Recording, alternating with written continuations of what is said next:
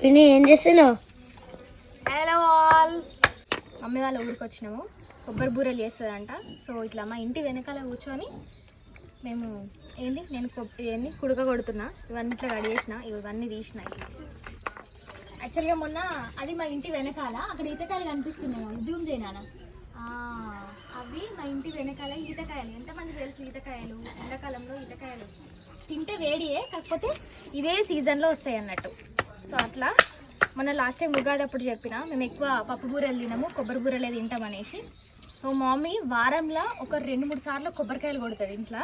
So అవన్నీ ఇట్లా తీసుకొచ్చి మ్యాక్స్ కొబ్బరి బూరెలు వేస్తుంది, లేకపోతే కొబ్బరి బిర్యానీ వేస్తుంది. కొబ్బరి చాలా మంచిది, బెల్లంతో కలిపి వేస్తుంది అనమాట మమ్మీ.